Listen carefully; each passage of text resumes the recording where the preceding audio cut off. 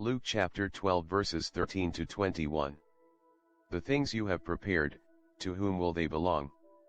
Someone in the crowd said to Jesus, "Teacher, tell my brother to share the inheritance with me." He replied to him, "Friend, who appointed me as your judge and arbitrator?" Then he said to the crowd, "Take care to guard against all greed, for though one may be rich, one's life does not consist of possessions." Then he told them a parable. There was a rich man whose land produced a bountiful harvest. He asked himself, "What shall I do, for I do not have space to store my harvest?" And he said, "This is what I shall do, I shall tear down my barns and build larger ones. There I shall store all my grain and other goods, and I shall say to myself, now as for you, you have so many good things stored up for many years, rest, eat, drink, be merry."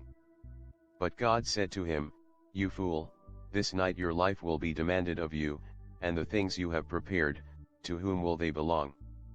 Thus will it be for all who store up treasure for themselves but are not rich in what matters to God."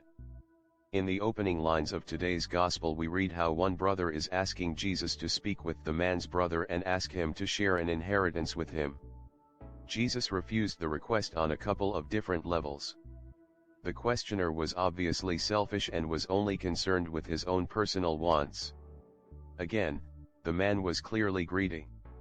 Jesus then uses this request as a moment to teach the man and the crowd to focus their attention and service on God. To impress all of them with the importance of focusing their energy on God and eternal life, Jesus tells them the parable of the rich fool. We often hear of wealthy people who destroy their lives and careers with worldly vices such as drugs, alcohol, sex, and greed, but why? They are searching for that which is missing from their lives, God. Can I find happiness buying a car? Sure, you can, but the happiness doesn't last beyond the model year, does it? Can you find happiness by purchasing a yacht? Sure, you can, but if you have no time to spend on it, will it give you lasting happiness? Some focus on charities. There is a good feeling that comes with a donation to a charity, but again it's only a temporary happiness. All of these are a temporary fix to your yearning for something or someone to fill the vacancy in your life. I used to teach Bible studies in state prisons, and I was very impressed to hear that the counselors of inmates told them if they didn't find God when they were serving their time, they were destined to return to the prison. Until you find God, the emptiness, the unhappiness will remain in your life. The phrase "eat, drink and be merry" is found 3 times in the Bible. Isaiah 22:13, "Let us eat and drink, for tomorrow we die." Ecclesiastes 8:15, "Man has no good thing under the sun but to eat and drink, and enjoy himself, for this will go with him in his toil through the days of life which God gives him under the sun." And in the parable of the rich fool, Luke 12:19, "And I shall say to myself, now as for you, you have so many good things stored up for many years. Rest, eat, drink, be merry."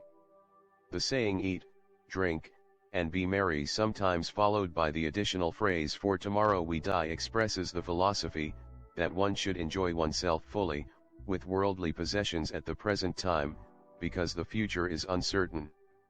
Sad, isn't it? But some people believe that when we die it is all over. They don't understand it is a beginning.